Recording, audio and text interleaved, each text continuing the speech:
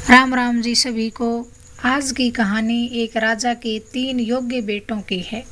राजा ने कैसे एक युक्ति द्वारा सबसे योग्य बेटे का पता लगाया। एक सम्राट था जिसका नाम था हरि सिंह। उसका राज्य विशाल और समृद्ध था। उसके 3 पुत्र थे।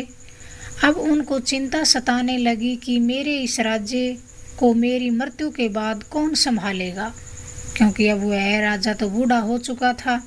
किस बेटे को मैं ये राज्य सौंपूं अपने जीते जी? कौन संभालेगा इतने बड़े राज्य को? उसे बड़ी चिंता सताने लगी। फिर उसने एक दिन सोचा, किससे पूछूं इस बारे में मैं। तभी उसे अपने एक परिचित बूढ़े महात्मा का ध्यान आया। दूसरे दिन सुबह सुबह राजा अपना भेष बदलकर उस महात्मा के पास पहुंच गया। राजा ने महात्मा के पास जाकर अपनी बेचैनी का कारण बताया। राजा बोला, श्रीमान, मेरी मृत्यु निकट है, अतः मैं कैसे पता लगाऊं कि मेरा कौन सा बेटा इस राज्य को जिम्मेदारी के साथ संभालेगा और इसे और अधिक समृद्ध बनाएगा, क्योंकि मेरे तीनों ही बेटे एक से बढ़कर एक योग्य हैं। अब मुझे कठिनाई हो रही है कि किसे राज्य सौंपूं, किसकी क्षमता ज़्यादा है, कौन सा पुत्र अधिक योग्य है।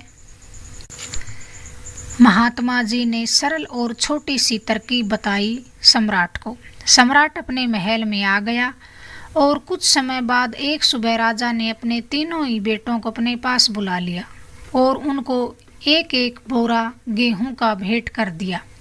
राजा बोला, इन्हें तुम्हें संभाल कर रखना है, मैं तीर्थ यात्रा पर जा रहा हूँ।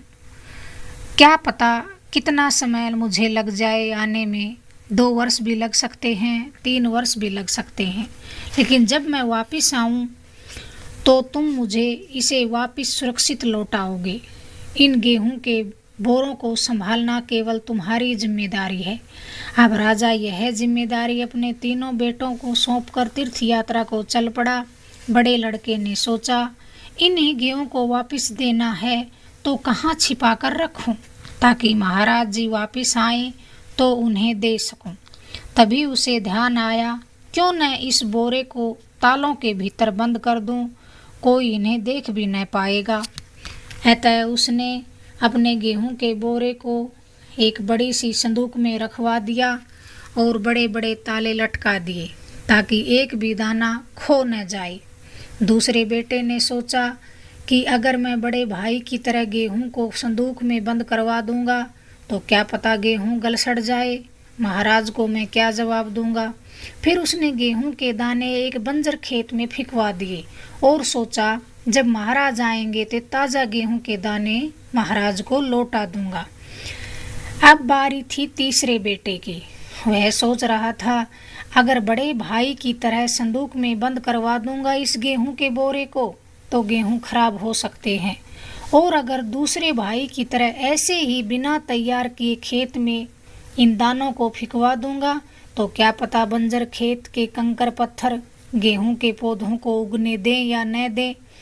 तो उसने अंत में यह सब सोचकर एक खेत तैयार करवाया। खेत से कंकर पत्थर अलग करवाए, उसकी मिट्टी बदलवाई, खाद डलवाई, पुरानी घास की जड़ों को निकलवाकर बाहर फेंकवाया। अब जब खेत अच्छी तरह से तैयार हो गया तो सबसे छोटे बेटे ने उस खेत में उन गेहूं के दानों को डलवा दिया। अब उसके पिता तीर्थ यात्रा से महल लौट आए तो उसने सबसे पहले बड़े बेटे से गेहूं का बोरा वापस मांगा। तो उसके बड़े बेटे ने संदूक खुलवा दी, देखा तो वहां राख का ढेर था। पिता बोले, पुत्र, मैंने तुम्हें जीवित दाने दिए थे जिसमें बहुत सी संभावनाएं थी जो विकसित हो सकते थे, अर्थात उस बोरे के 20 बोरे अनाज हो सकते थे, लेकिन तुमने तो जीवित दानों को ही मृत कर दिया। अगर मैंने तुम्हें राज्य सौंपा तो राज्य की भी यही दशा हो जाएगी।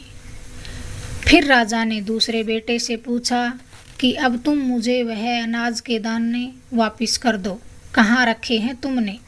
तब राजा का दूसरा बेटा अपने पिता को उस बंजर खेत में ले गया जहाँ उसने गेहूं के दानों को फिकवाया था। देखा तो वहाँ कोई गेहूं का पौधा न था, घास पात था, क्योंकि उसने गेहूं के दाने फिकवा कर कभी पीछे मुड़कर नहीं देखा। उसके पिता ने पूछा, कहाँ है दाने? उसका बेटा बोला, मैंने तो यहीं पर बोए थे। उसके बाद मैं तो यहाँ आज ही आया हूँ। मैंने तो यह सोचा था कि बिना बोए अगर इतने पौधे उग जाते हैं तो मैं तो स्वयं गेहूं के दानों को बो रहा हूँ तो मेरे दाने तो जरूर पैदा होंगे, लेकिन यहाँ तो गेहूं का एक पौधा भी नहीं है। पिता बोले, मैं तुम्हें भी राज्य न दे सकूँगा, क्योंकि जो बीज बोने से पहले ये न देखे कि भूमि कैसी है, ऐसे व्यक्ति को यदि मैं राज्य सौंप दूंगा तो पता नहीं वह राज्य के साथ क्या करेगा। मैं यह जान गया हूँ, अतः मैं तुम्हें भी राज्य नहीं सौंप सकता। अब राजा ने तीसरे बेटे की ओर देखा और पूछा कि लाओ गेहूं का बोरा। उसका तीसरा बेटा उसे खेत पर ले गया। राजा ने उसे जितने अनाज के दाने दिए उससे 1000 गुना फसल खड़ी थी। पिता तो देखकर बड़ा खुश हुआ। खेत लहरा रहा था, सुगंधित हवाएं चल रही थी, सूरज की रोशनी उन पौधों पर पड़कर खुश हो रही थी, चमक रही थी। पिता ने खुश होकर कहा, अब मेरे इस राज्य का उत्तराधिकारी तू ही होगा, क्योंकि जो छोटे छोटे बीजों को नहीं संभाल सकता वह राज्य की इतनी बड़ी संभावनाओं को कैसे संभालेगा। राजा ने छोटे बेटे को राजा बना दिया और अंत में भगवान हम सबको बीज के रूप में बड़ी बड़ी संभावनाएं देता है। उसकी भी बड़ी इच्छा है कि हमारा जीवन हरा भरा हो, खुशियों से भरा हो। लेकिन कुछ लोग हैं जिन्हें जन्म के साथ जो कुछ भी मिलता है मृत्यु समय तक उसे 1000 गुना अधिक करके परमात्मा को वापस कर देते हैं। कहानी अच्छी लगे तो वीडियो को लाइक कर देना, शेयर कर देना, चैनल को सब्सक्राइब कर देना। राम राम जी।